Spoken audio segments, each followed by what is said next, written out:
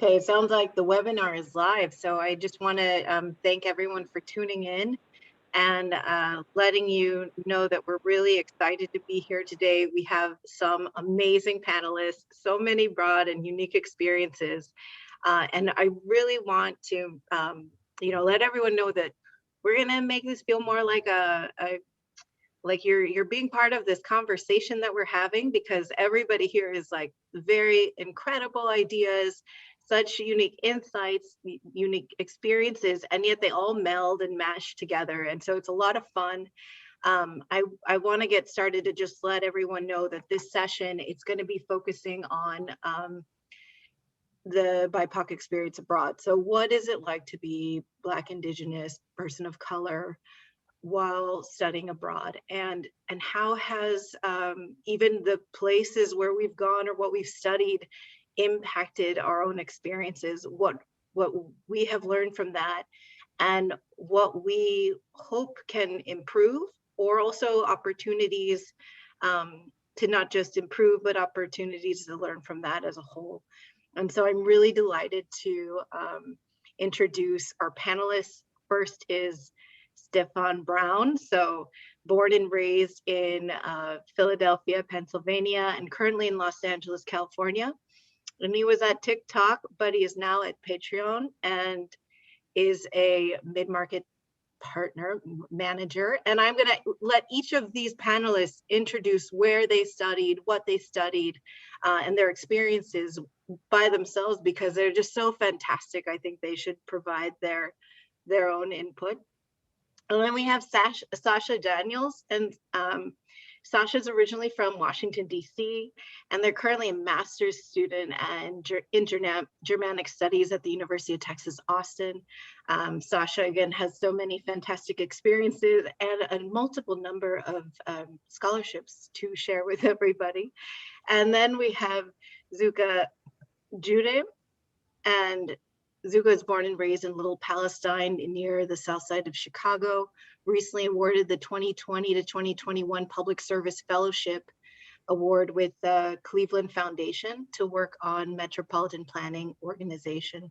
And so it's a really a fantastic treat to have each of you here.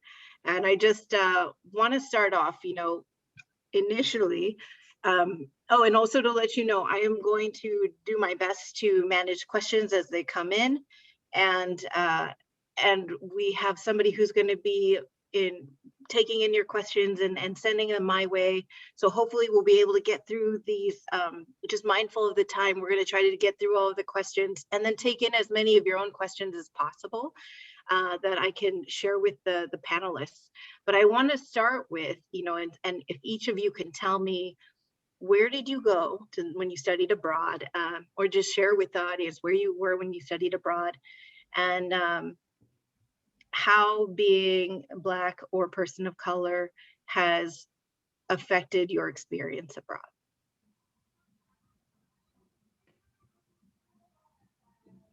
I guess we'll go with Stefan. Okay, so I gotta know. Sorry. Yes. Hello, everyone. So I was, from Philly. I went to Albright College, studied digital communications and focused on social media.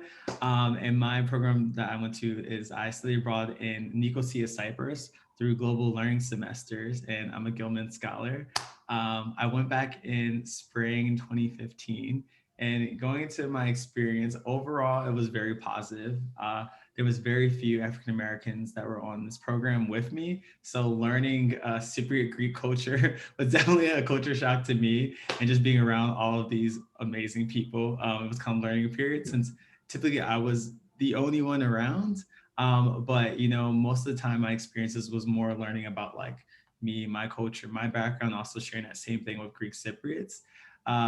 So that was mostly that's my experience. So I don't know if anyone else has a similar one. Yeah, I mean, it's interesting because it does seem like you had a really positive experience, and part of it is where you're going and how the people, your interaction with them is in part because of their curiosity. And I wonder, and I know that Sasha traveled to a number of different places. So I wonder, Sasha, if you could chime in, because I imagine it might be different depending on where you go in the different regions as well. Yeah, for sure. Hi, everyone. My name is Sasha Daniels. I'm originally from Washington, D.C., and I actually have a number of scholarships, as Elena mentioned. I went to Japan with the Gilman Scholarship, and then I went to Germany twice with the Congress Bundestag Youth Exchange Scholarship and with the Fulbright Scholarship as well. So just like you mentioned, it really kind of depends on where I was, and like being a person of color and being Black especially was received differently in both Japanese and German cultures. I had tons of positive experiences because along with being Black, I'm also American. So that carries its own kind of essence with it. But there were also some negative experiences as well.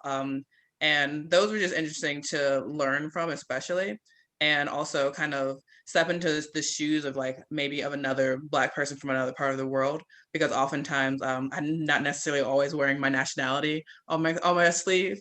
So it was interesting to kind of see how I was just treated without people knowing who I was at face value.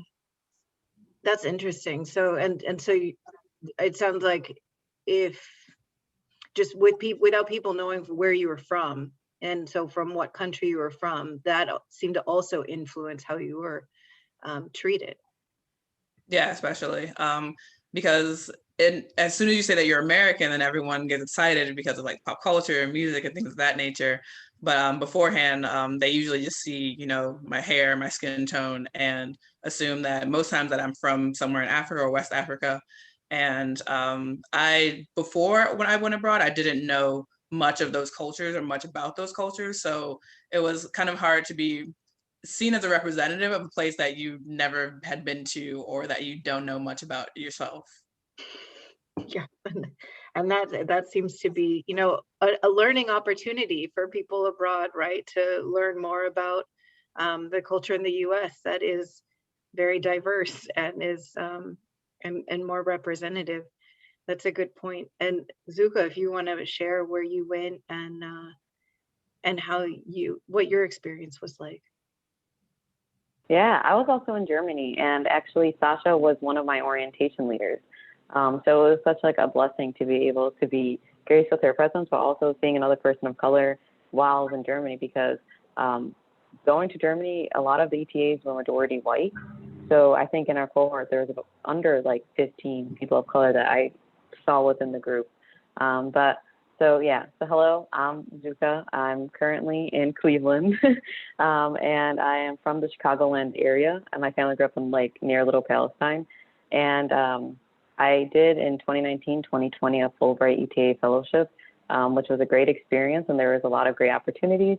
And I had gone to Germany twice before. I studied abroad there, and I volunteered there.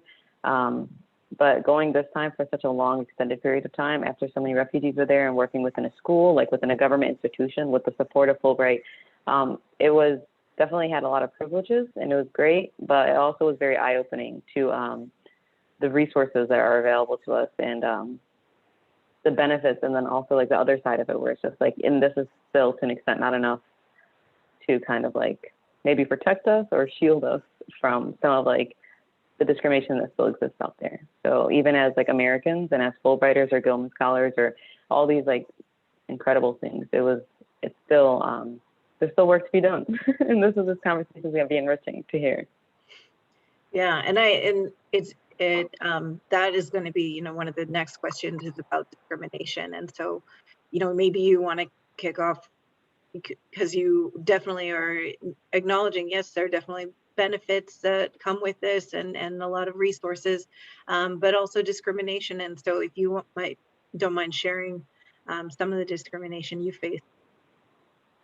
Yeah, I mean, it's going to be different for all of us, like not only in different regions, but as like different ethnicities and races, like we have different experiences. And as like a person, although I identify as Palestinian and I'm Arab, when I was in the small town of Germany and I wasn't wearing the hijab, people were constantly confusing me with being maybe a person from Southeast Asia, or my students would constantly speak to me in Spanish, which was in some way, its own way, is kind of like xenophobic. It was just like, where is this coming from? Is it just because I'm brown? Yeah.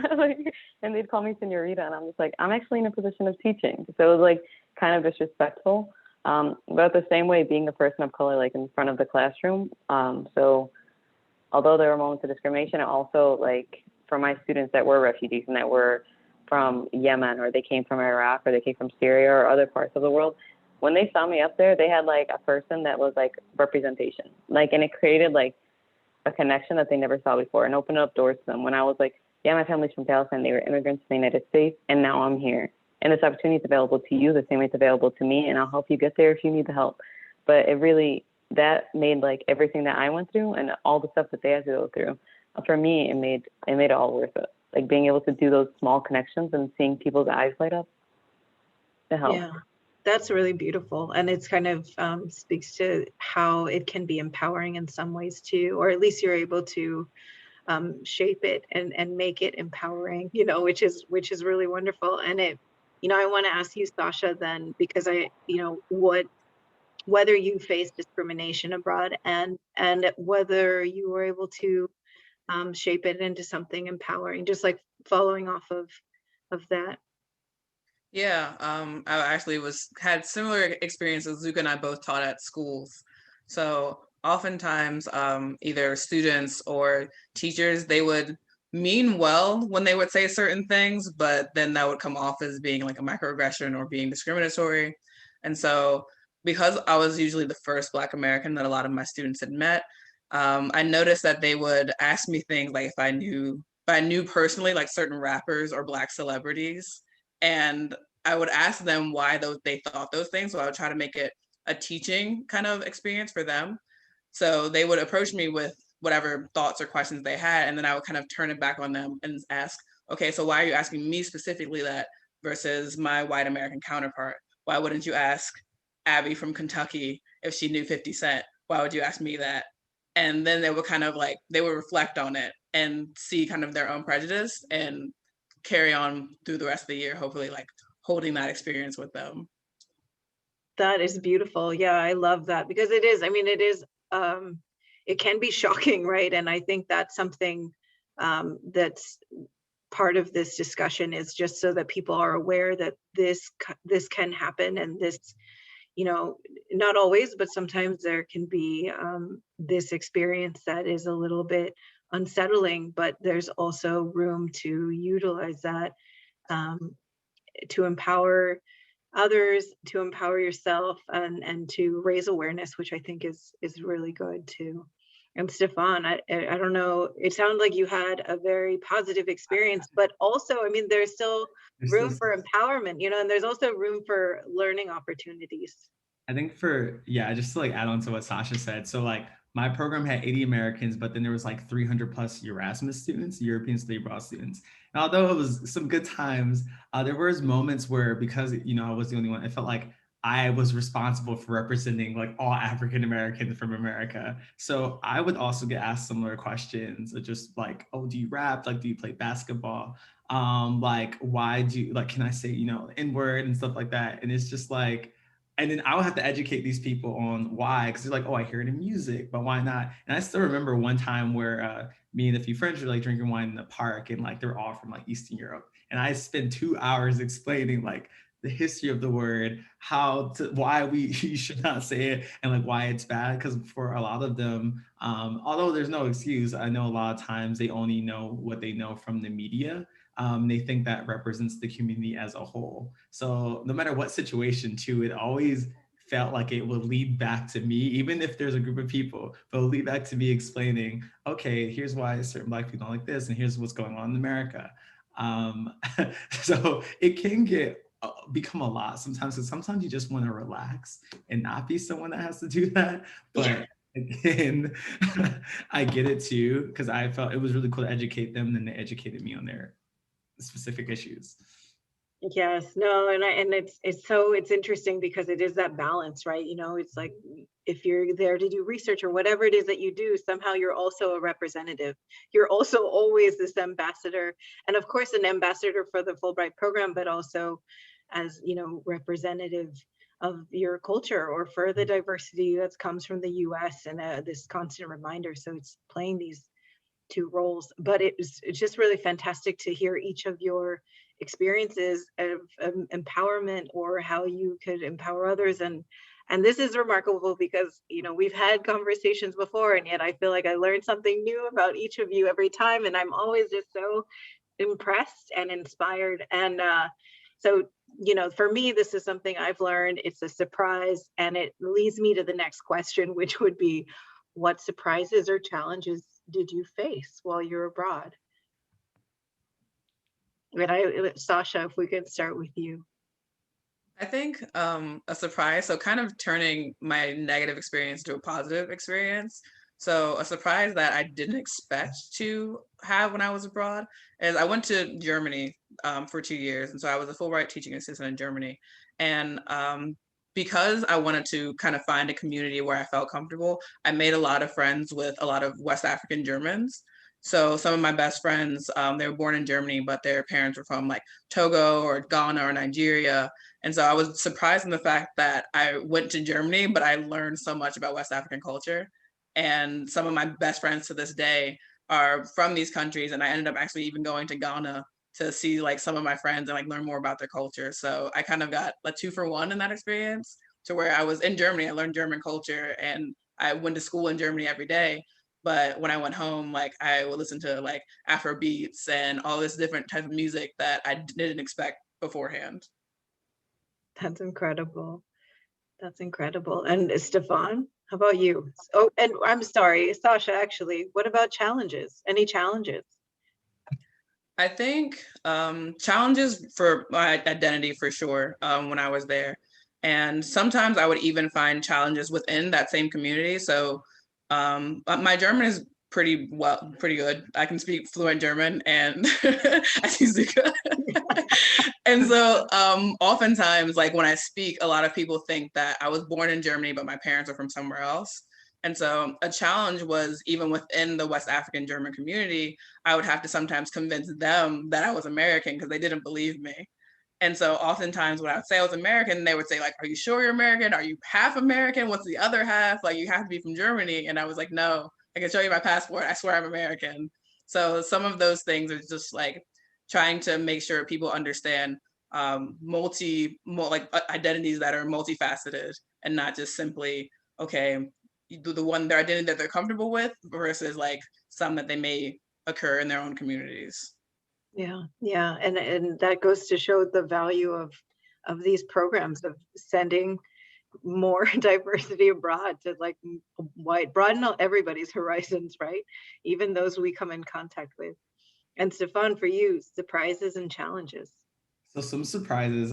So my program, we got to go to like 8 countries on spring break on our own, and then we were surrounded by people. But a lot of the people that were in this program were like Eastern European. So like I really had no idea anything about Eastern Europe besides Russia and what was going on there, but I haven't heard about the Baltics and everything there. So with the friends I've made there, we would just have these nights where we just chat about their history, how people confuse everything that's going on, and just it opened up a whole new world. And to take it to the next level, you know, while I was there, I got to like travel to their country. So like I never thought I would end up like in Lithuania road tripping all the way to like Estonia. Like that was not something that I thought would be a part of my life, but that it was just every time, or like everything there I learned was like so new. I'm like, oh my God, this is amazing, you know, because it's cool because like, you know, everyone knows about what's going on in the US, but it's just these smaller countries, you have no idea. So they taught me a lot. And now to this day, you know, I went to 25 countries total, and most of it was traveling through Eastern Europe. And going to some of the challenges, I think for me, so when I studied abroad back in spring 2015, that was the first time I actually left the country and left the East Coast. So I just felt like I wasn't fully prepped on how to be around so many different people, because in like Philadelphia, I was only around like a specific type of person. So when I got out, it definitely was a culture shock to me to be able to learn how to, you know, handle that. I speak like super fast and I need to slow down for certain people, or that, you know, some jokes I like get won't probably make sense abroad. And I think the most important thing too is like learning how to connect with so many different people, because it was so diverse in the sense that everyone's from a different European country. It's just learning more about where they're from, where they're coming from. So it took some time, but eventually after like a few months, I did catch on. But yeah, Yeah, no, yeah, definitely some challenges, but it sounds like you were able to master them, which is fantastic. And Zuka'a, surprises and challenges that you faced abroad. Yeah, I mean, surprises and challenges. I mean, I think I was so surprised with how interested people were that like we are Americans. They have so many questions and they want to know such like interesting little things. The one surprise was about cheerleading and these like clubs that we're so in, like that we have in like American schools, that like my students were so interested in. To me, it was a surprise just because I was like, I was not a cheerleader ever, and I don't think I wanted to be one. But I was part of the organizations, and I think I was just surprised because they didn't have them, that they were so interested in them. And some of them wanted to go study abroad in American schools just because of like the extracurriculars that we did have after school. But like on a harder note, I think like the challenge for me was, so there was a large refugee population that got asylum, or they were allowed to enter Germany in like 2015 onward. And so a lot of the times that people would have mistaken me for a refugee, or kind of like treat me as if I was a refugee, even though like I was American with that privilege. And so like on one end, I was just like, you're wrong. But at the same time, I was like, this is like a harsh reality. Like, it's like, this is what people that live here are going through. And so it kind of made me feel, and I didn't realize this until I came back to the United States, that I was trying to do everything perfectly, because I felt like I was always being watched. And so that challenge came with me all the way from like throughout the pandemic. I started slowly like unpeeling like the struggles that I was facing when I was abroad. And it really opened my eyes to like the honestly what refugees and immigrants and migrants like they go through when they live in a different country, because people are watching you, and a lot of it rides on it. And then a lot of the stuff that you do, instead of just recognizing that we're all individuals and we're all unique and we do stuff because we're people, gets attributed to being not from here and being a foreigner, and it gets looked at so negatively. And so that was a big challenge for me to deal with when I was abroad. And also my German is not as great as Sasha's. So like sometimes I'd be walking past and I'd be like, are they talking about me? And because I speak Arabic and I like understand German and I speak English, so sometimes I'd be like mixing up all three. So I was surprised with how, regardless how confident I thought I was, it did end up getting to me being alone, and being like facing a lot of discrimination sometimes. Yeah, no, that's incredibly hard, but and also incredible that you speak the 3 different languages. And also, just while we have the time, I want to have this shout outs, because Zuka'a is led, you know, she organized, she was a youth organizer with refugees and was a bicycle instructor for refugees, which is incredible. Sasha, I think, knows 4 or 5 different languages, which is mind-blowing and extremely different. And Stefan is like the friend maker in 25 different countries. I mean, it's just like an incredible group of panelists that we have. And so I want everybody to appreciate how very special they are.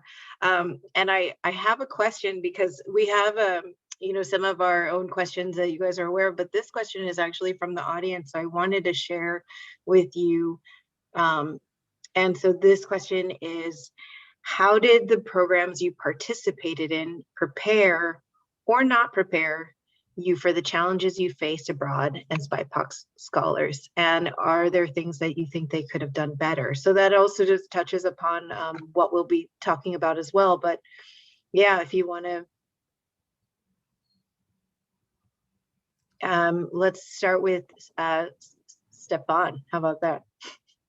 Yeah, I think for me, so there was slight preparation. I think they gave me the basic, like, you know, what to do with cell phones and getting a SIM card and all of that. But I think overall, it didn't prep me for someone who hasn't left the country before, or like left like really the East Coast. It didn't prep me for what I was going to fully experience culturally, how to meet different people, and just be surrounded by all that. So it kind of felt like I was like thrown into a pit. And it's like, go figure it out. You might mess up a few times. You might say something that's a little crazy, but this is a learning experience. So I wish there was more preparation on how to handle social norms and like that tailored to Cyprus and just Europe in general. because that would have helped me out in the long run.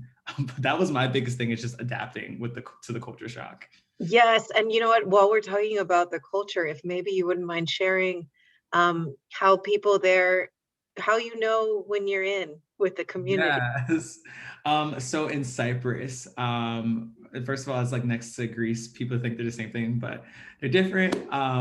And one of the main things that you know that you made in Cyprus is when a Cypriot invites you to their home, they have a meal called a meze. So it's like multiple courses of Greek food that they bring to you, but like it's the invite that's important. So if someone's like, oh, please come to my house for dinner, internally you're just like, I made this international. But outside you're like, yeah, I could come. And then you just learn the culture. And it's super welcoming. And just in general, the people are, at first they'll be a little hesitant, but then as soon as you get into the culture, they like let you in. And it's cool because they have Middle Eastern influences, but they also have like that Greek influence. So it's all meshed together. Oh, that sounds beautiful. Yeah, that sounds really incredible. And you had to learn that on your own, you know, you had to figure out when you got that, when you got the go ahead. Yeah. Sasha, I want to go to you next, just because I think that your experience has influenced Zuka's experience a little bit. Yeah, for sure. So, I mean, when I first found out that I got a Fulbright, they have an orientation for us once we go to Germany. And so that is kind of similar, just to introduce people to Germany, just being in the country, and also what we'll have to do once we are teachers and once we become English teachers in our separate schools.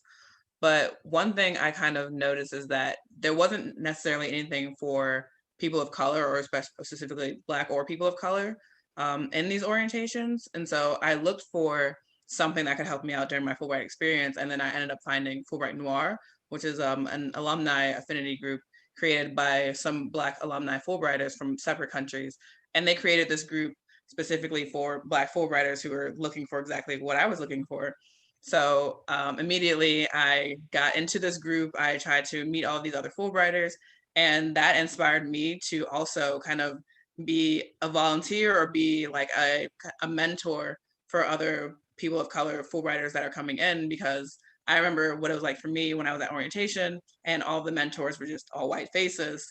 So I wanted to make sure that I was there for the next group coming in so they could have someone to identify with. And lo and behold, the next group was Zuka's group.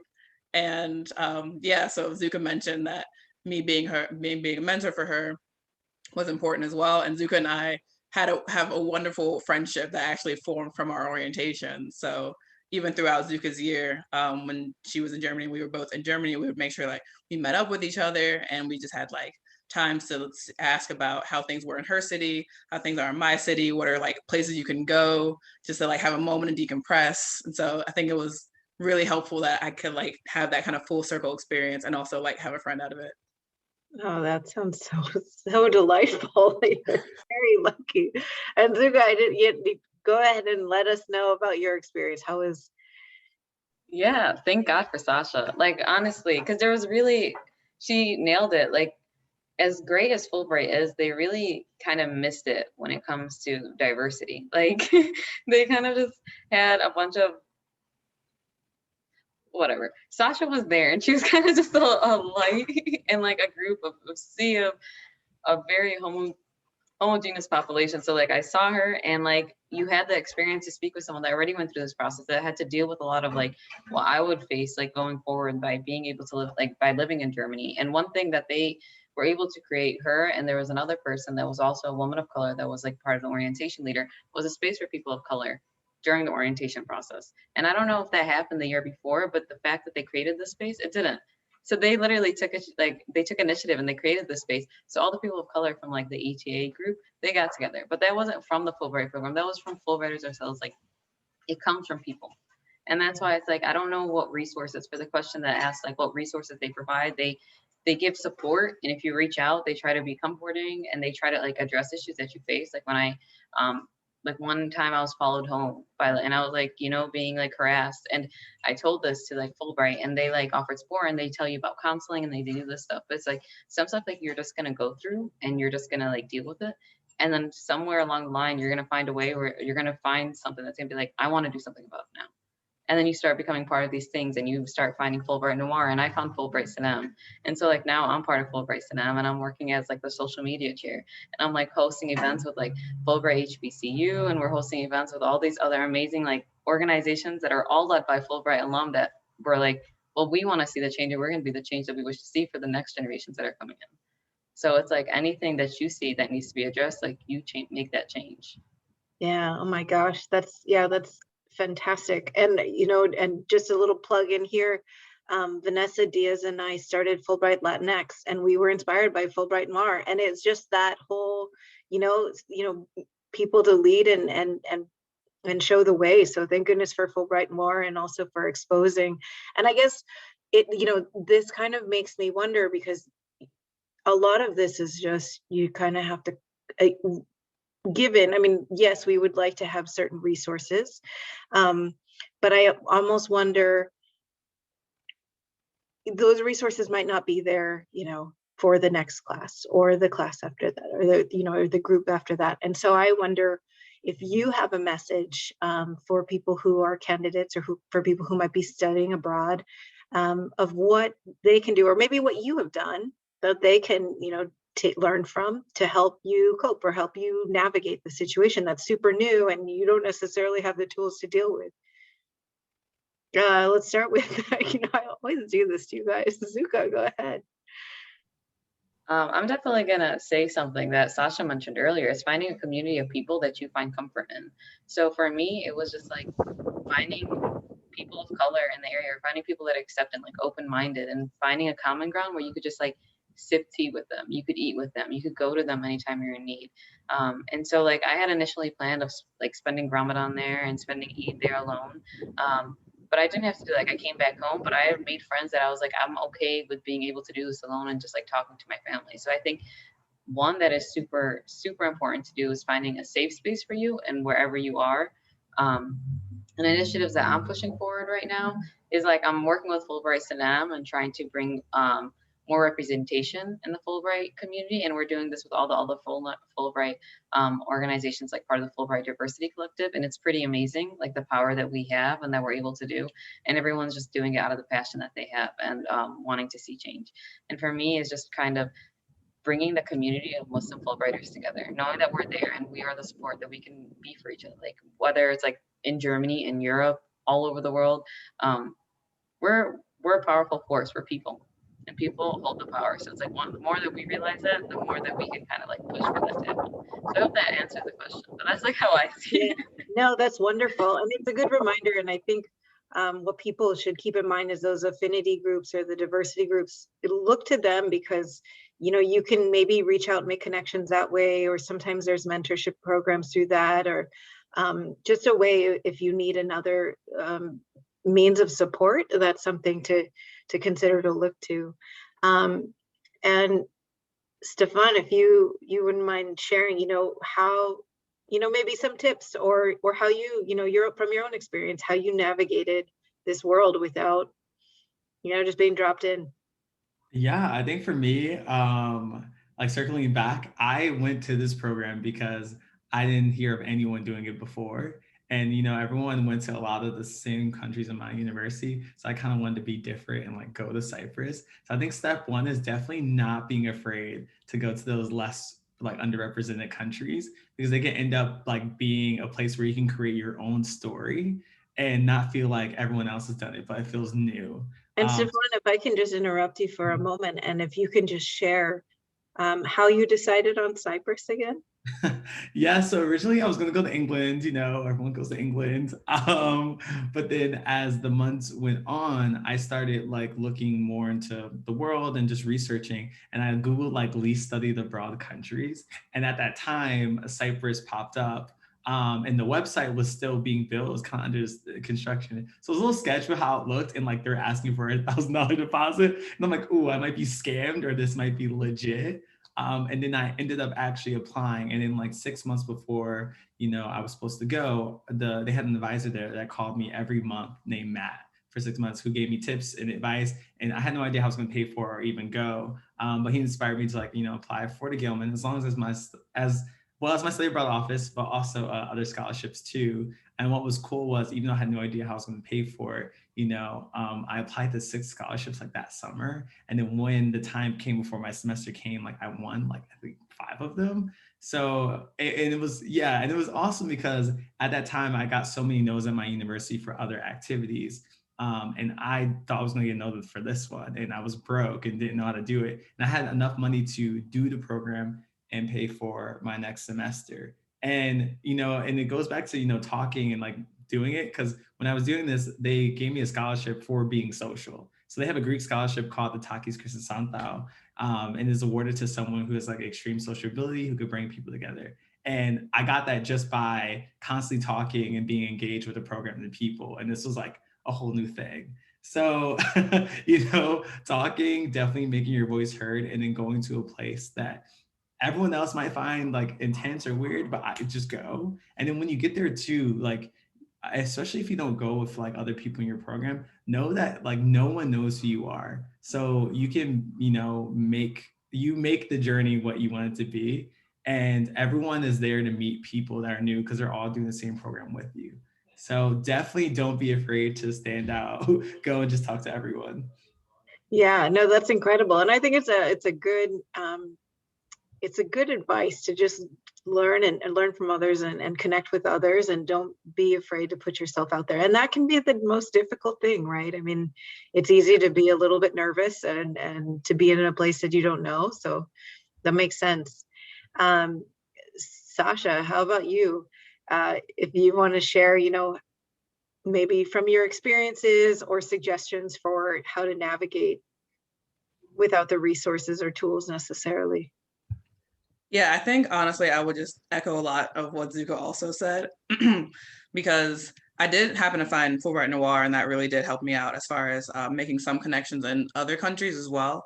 But within Germany itself, I really wanted kind of my own experience, because a lot of the other Black Fulbrighters from Fulbright Noir, none of them had a German experience, and so I was kind of on my own with that kind of experience that I had.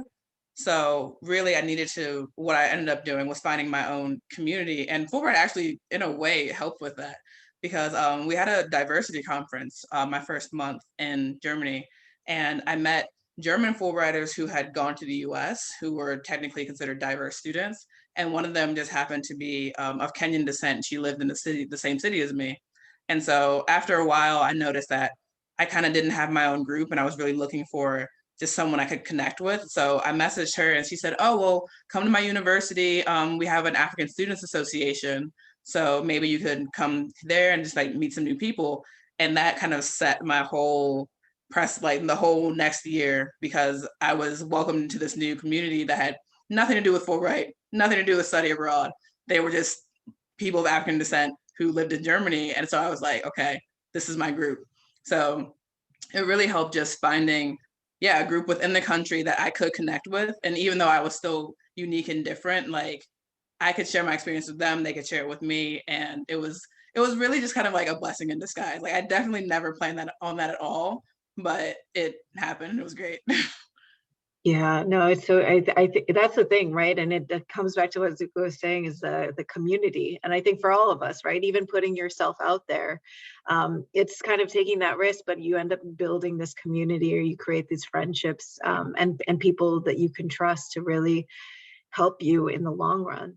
And Ashley Brown Greer actually added the list of affinity groups here. So we have Fulbright Noir, Fulbright Slum, Fulbright Latinx, Fulbright HBCU, Fulbright Prism, Fulbright Access, and Fulbright Families. And the last one is for people who have families and study abroad, because who knew, right? And I think there's so much that is really fun about, and that's all Fulbright focused. And that also means that there's opportunity for affinity groups for Gilman. So just a shout out if anybody's thinking about that, or for any of the other scholarship programs, to thinking about how do we lead, as Zuka'a said, how can we be leaders and really identify like opportunities to improve, and also kind of broaden people's horizons, make people a little bit more aware that the US has some flavor. And you guys are all mute. It's just me laughing. Okay, just kidding. But in all seriousness, it's really wonderful. And one of the the last question, it's kind of, it's around what somebody had asked. So somebody had already asked what tools and resources from the exchange program would have been helpful going abroad. But actually, here comes a question right now. So, and I think that last question we kind of already touched upon, but if there's anything else you want to add, just let me know. But before we go there, this question is, how does a participant connect with an affinity group? Sasha or Zuka'a, either of you. Go ahead. I found my groups through Instagram. Once I got the Fulbright, I kind of just went on different social media pages and typed in Fulbright just to see what I found. And that's how I found Fulbright Noir, was through Instagram. And there's also like a Facebook page, I believe, for various pages as well, or various affinity groups as well. And I think Instagram and social media in general was the main way that I found an affinity group.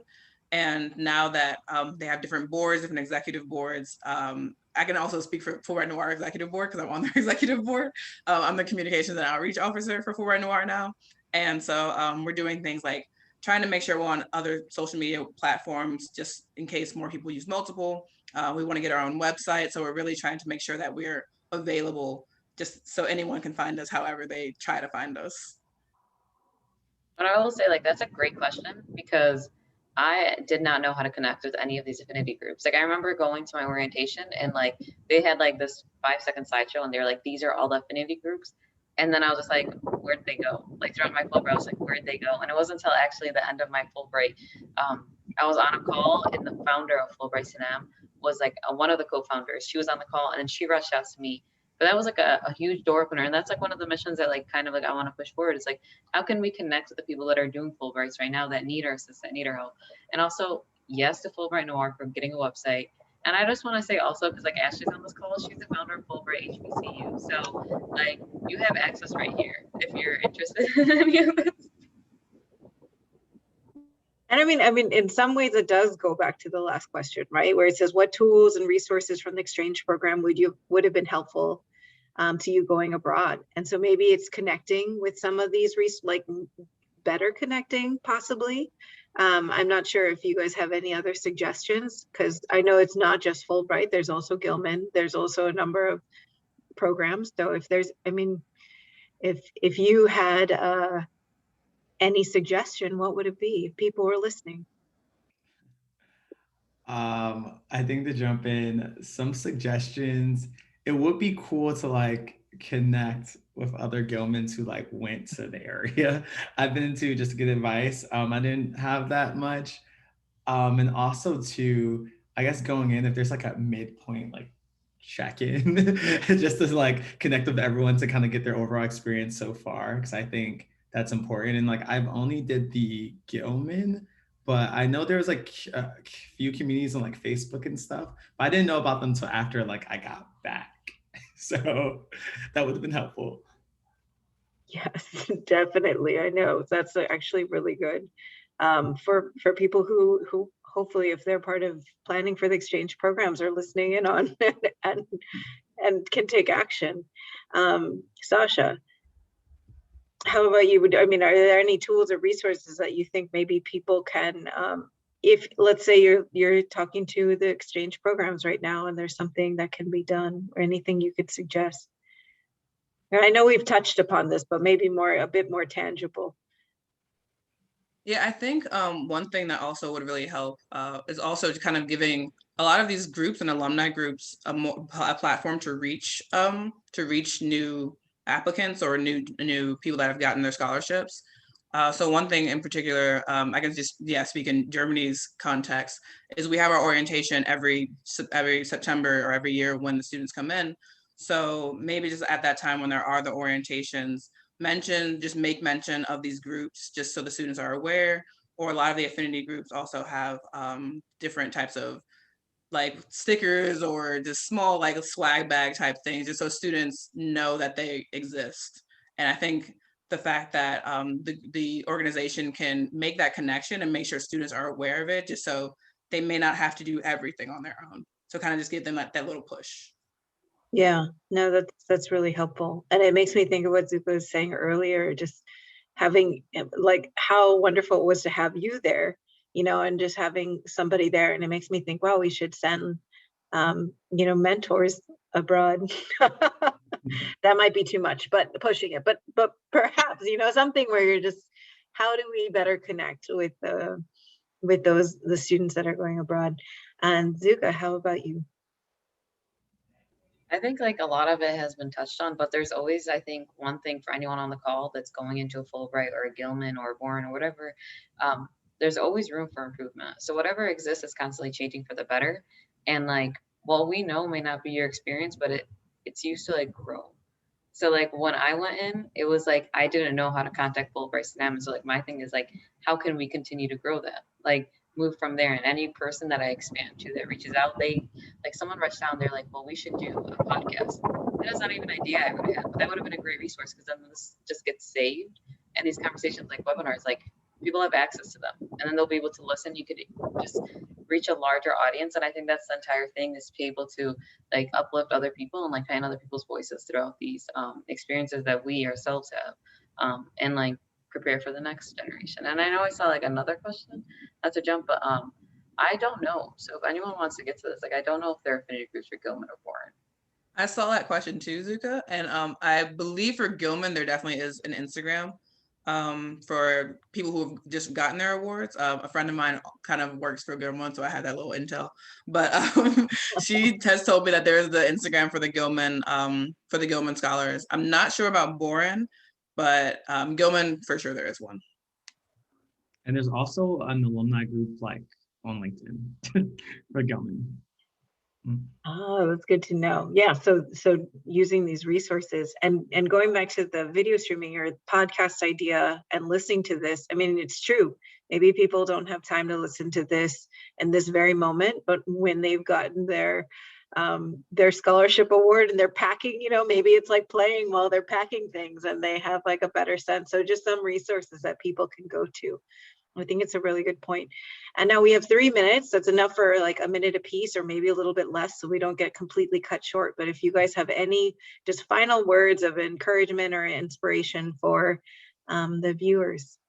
And let's go, Zuka'a.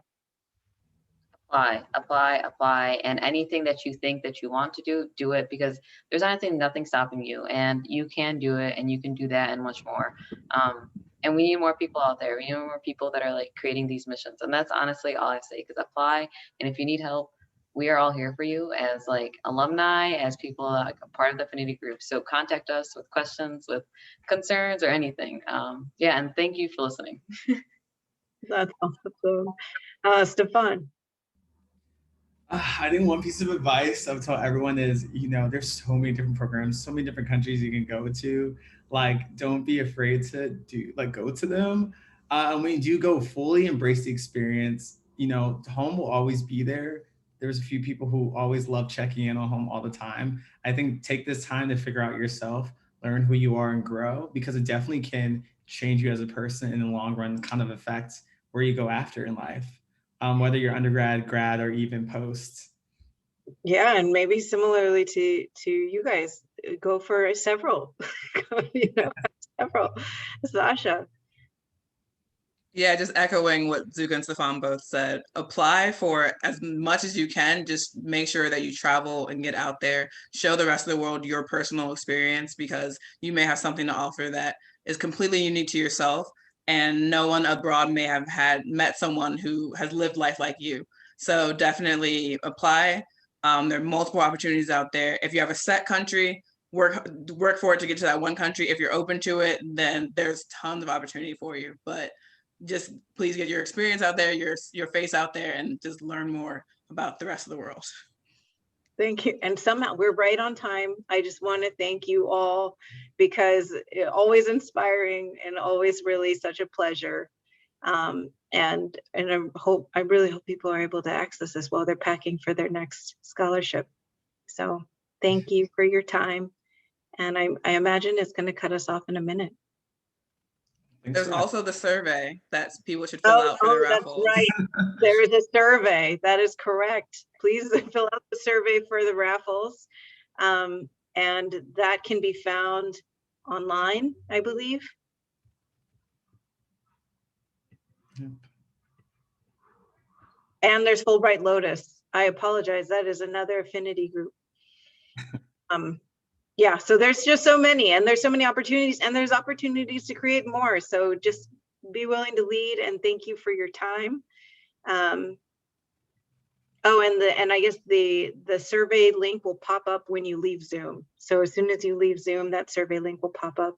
Hold on, don't leave. I'm gonna put the link in there. Give me 1 second. Oops, I think we lost half. There it is. Okay, perfect. Panelists, I'm going to move you all down to attendees so that you can also take the survey. Perfect.